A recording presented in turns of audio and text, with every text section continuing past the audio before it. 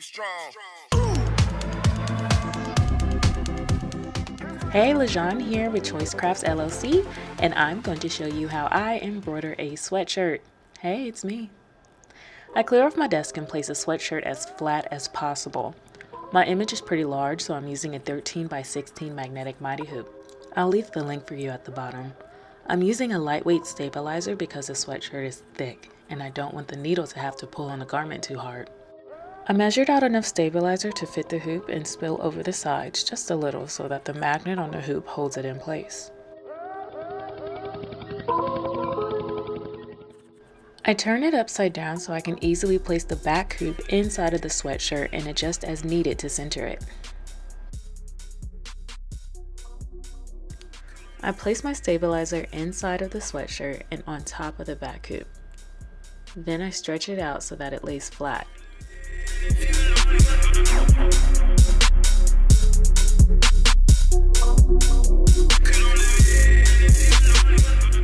Because my image is large, I need to place the top part of my hoop upside down with the hook facing towards me so that the garment can move freely throughout the machine.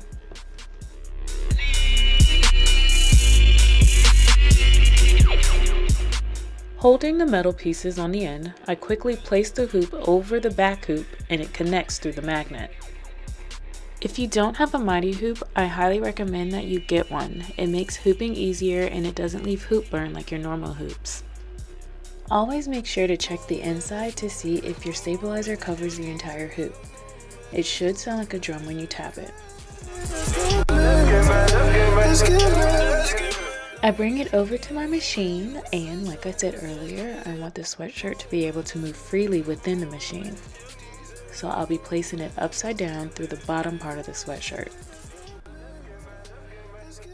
I push the hoop into the metal arms of the machine with the hook now facing toward the machine. When I hear both sides click, I know it's snug. Okay, now that my shirt is in backwards, I need to make sure that my image stitches out upside down because it'll go in like from top to bottom, but since it's backwards, I need top to bottom. So I make sure it's upside down. I did one prior to this, so it's already like that. If you had a question about how to get it that way, it's just like you flip the F from normal to upside down, and it's already there, so I'm just gonna go back. Everything else is good. I had to scale it down a bit because this is a different size hoop than what I have. I have it set for hoop F, and I have a mighty hoop, which isn't, this is the 13 by 16 versus the F size, which is I think 22 by 14. So I did have to scale it down a little bit so that it fit within this hoop. But it stitches 15 inches wide. So we can go ahead and get started. I already have it set to automatically change and keep on going. The last one took about an hour and a half, maybe 2 hours with only one thread break. So that's really good. And I had to change the bobbin once. So it's on 636, which is the navy, red navy. That's in the back there. And I can get started once I find out, escape, back to embroidery mode, that it will fit the entire thing. And to do that, I click here. It will go back to number 1, and I make sure that it does not hit my hoop, which it should not because this is the exact dimensions as the previous one. This is cutting it close. It should be okay. And I'm gonna play around with this, and before I stitch, I'll start back up. So after I did the original full outline where it covers like the whole base so it makes sure it doesn't hit any part of the hoop, I'm just gonna do a contour just to see how close it does hit. And this just does the outline of the whole thing. So instead of the entire square, it goes by the edge of the design. And it's super slow, which is fine. And I hold my needle down. This doesn't hurt your machine. I'm gonna switch to the other side so I don't pinch my finger just in case. Yeah, that's good. All right. And then with the contour, you can actually stop it with the whole range, you cannot. So now that I know it's in a good spot, I have my sleeves in here so it doesn't hit or get caught on anything, because that can mess up your design, and then finding the place for it is awful. So I try to avoid missing anything as much as possible. I'm going to go ahead and click start. 636, 636, and I'm gonna have to replace that. Actually, I'm gonna do that now. Okay, replacing thread is going to be a video for another day, but this is now the new number 6 that I have back here. Everything's ready, looks good, nice and tight, sounds like a drum, and we can start. I'm going to have to replace the bobbin, like, for sure with this, so I can show how I do that. It goes to number 6 and it starts.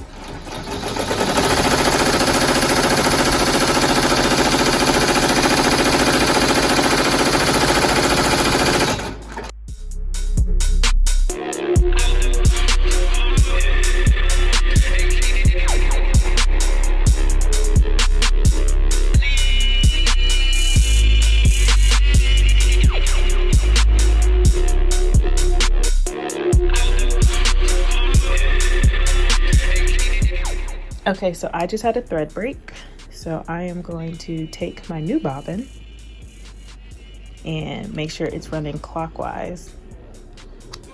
Stick it in here.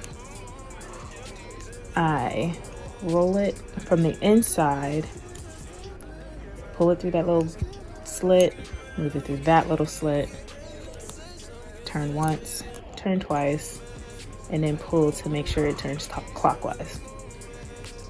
I hold it like this with the pedal out, and I am going to move the camera down so you can see. You probably can't see anyway. No, you won't be able to see it. But in here, I stick it straight in, pull the thread up, close it up, and then I start the machine back. Make sure you go back a couple times. I pressed stop twice and it went back a little bit, so that you don't have any gaps in here. So it should start like overlapping here. Yep, back to the time lapse.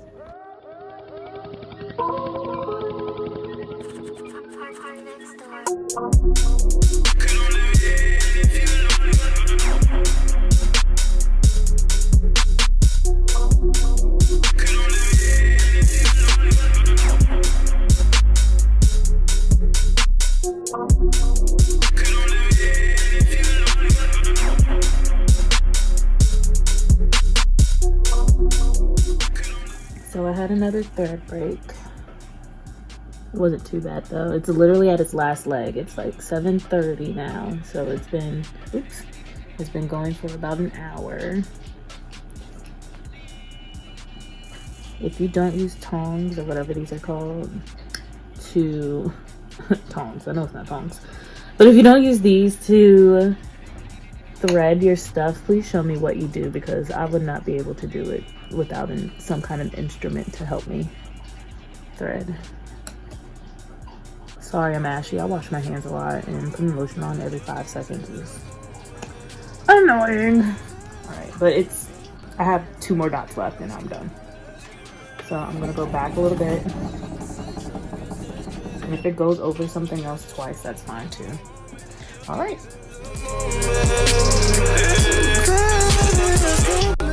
And with 3 beeps, I am done. I'm going to unplug my phone, walk this back a little bit, and take that, lift.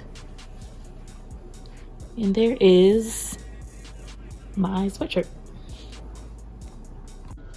So now it's back on my table, and taking the hoop off is really easy since it is magnetic. This little piece right here that sticks out a little further than this part, I'm just gonna hold that down, lift it up, and twist so that it comes apart.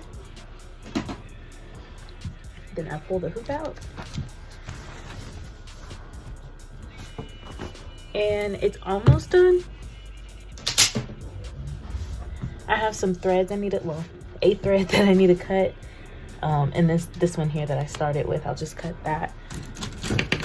And I just use this tool.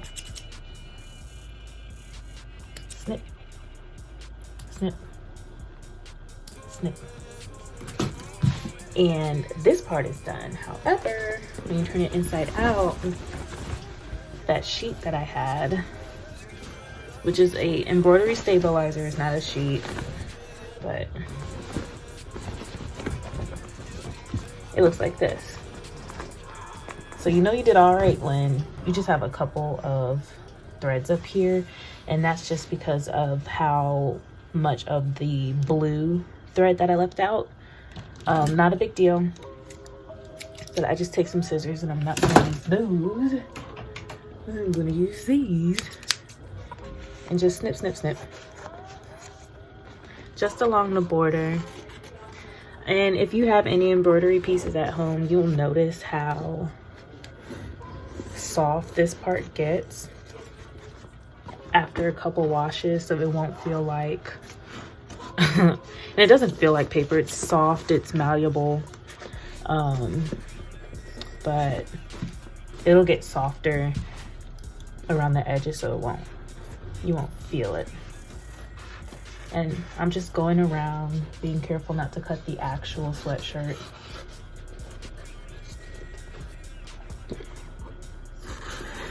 Straight lines are easy.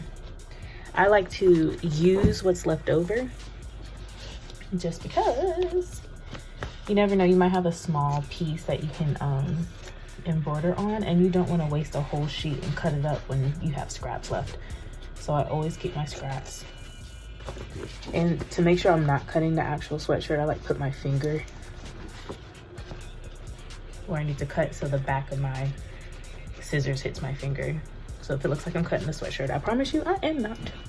I'm gonna turn it because I am right-handed and I cannot see.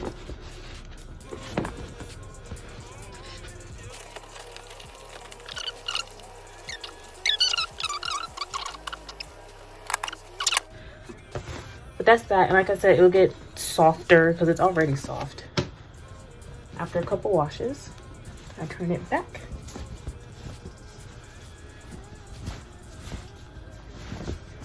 The right way.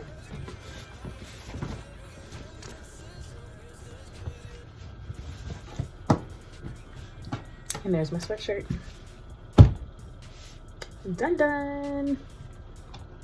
That's it on how I embroider a sweatshirt. If you have a question, make sure you comment below. Like and subscribe for more videos from Choice Crafts LLC. Thanks for watching.